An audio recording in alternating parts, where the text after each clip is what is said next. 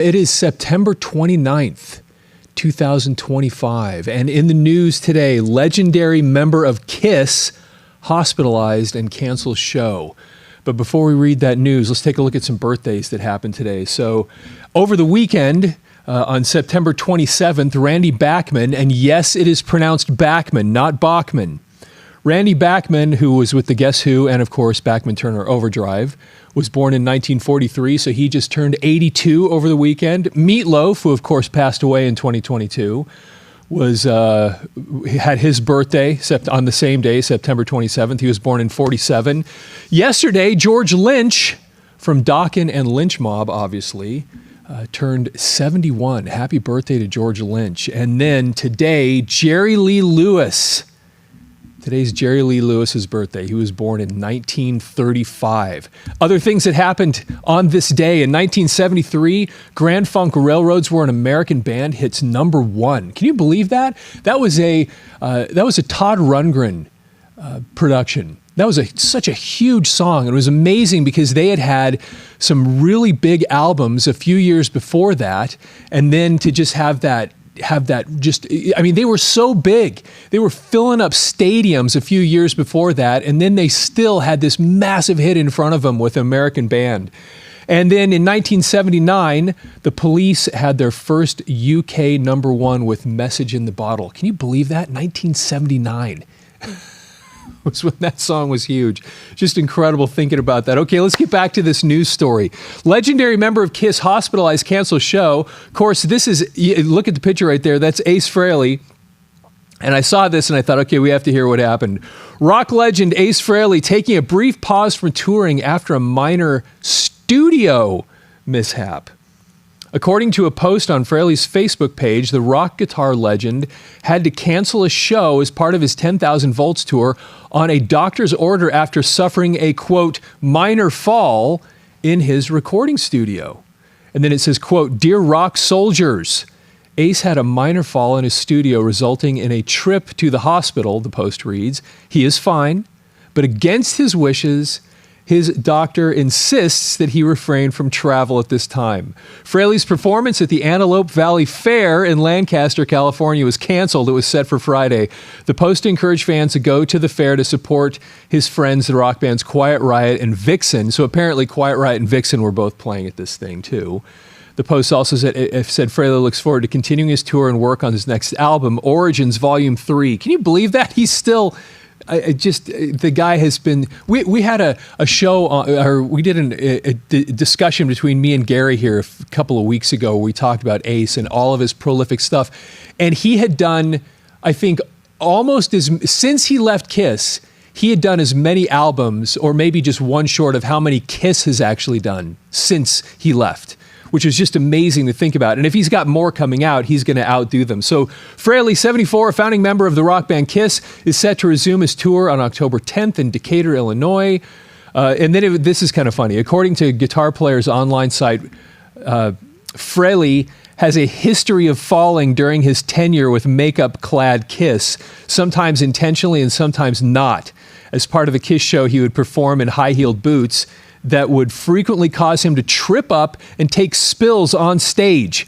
Whenever it happened, his bandmates, Gene Simmons and Paul Stanley, would begin playing over him as if the entire episode was planned, according to the website. Quote, "I used to fall a lot in those boots," Frehley told Music Radar. "A lot of times Paul would cover for me by walking over to me like it was part of the show. He made it look like it was choreography or something." So anyway, and according to the report, Frehley damaged his knees by falling on them while performing. This often took place during the band's performance of Black Diamond while he was holding his Les Paul guitar. And you've seen pictures of him before where he's down on his knees. And it's funny because I remember reading about that where he would literally sometimes fall down and you'd see those big, and let's be honest, even back when he was a young guy in KISS, you watch him walking around in those boots, and it does look a tiny bit unstable. So anyway, so we wish him well. Hope everything's great with Ace. So anyway, moving on. The comment of the day. This is from Charm Cracker Music 4250. He left this comment on our Van Halen video that was put out, I don't know what it was, like looks like about a week ago, and the title of the video was Were They Okay Live? It was a video he made about Van Halen, and I really liked what he had to say in his comment because it was a little bit adventurous. It was one of those topics you have to be very careful because there's so many people that have so many opinions on this, but he just jumped right into it. And so I wanted to share this with you because I really liked what he had to say. So here we go. People will say Van Halen is not heavy metal. They actually opened the door for me for metal. And yes, I believe they were metal and changed to a pop band. And in between the first 4 albums, pretty much metal. They were one of the hardest hard rock bands to come out at that time. Heavy metal was becoming a new word at the time. It stuck and sounded cool. Now that's the part that I find really interesting and really important, because so often I'm afraid to use the word heavy metal when I'm talking about almost anybody, because when you say that, people inevitably go, that's not metal, that's not metal, that's not metal, that shouldn't be metal. But what you don't realize, and I noticed this as I've done this channel, the term heavy metal was so broadly used at the time, it was in some ways almost meaningless because it covered so much stuff. And it seemed to almost cover it sometimes any band that had a guitar in it. Now, that wasn't always true. I just know that having done this channel for a while, I actually saw an article once, because we do a lot of newspaper articles on this channel, where Journey was referred to as a heavy metal band. So again, I love the fact that he jumped in here because he makes the point, like, the term was still actually fairly new when you get back into those, mid to late 70s. People were just throwing that term around on top of all kinds of things. And so what he's saying here, obviously, is that, at the time, it was okay to refer to them that way because they had this really hard rock edge to them. And a lot of people at the time were referring to them as a heavy metal band. So today, it's hard to refer to them that way, and I have a hard time saying that. But at the time, you put it in context and go, yeah, they really did, in this umbrella that so many people were using for a particular style of music, at the time, Van Halen fit in that. Okay, let's go on. So he takes a little further here and kind of makes his point. The guitar sounds like metal flowing through the air. I love that idea. The guitar sounds like metal flowing through the air. Like Running with the Devil, very heavy metal to me. And he played, they opened up for Black Sabbath, the big daddy of heavy. Think black metal in comparison to Van Halen was more of a brown metal. Plus they had a guitar player who would inspire heavy metal to come. And that's interesting because when you listen to Alex Van Halen's book, he goes into this a little bit, that they were looking for this brown sound. And so, and he makes a really good point here too, because Van Halen, after they put out that first album, who did they go out on tour with?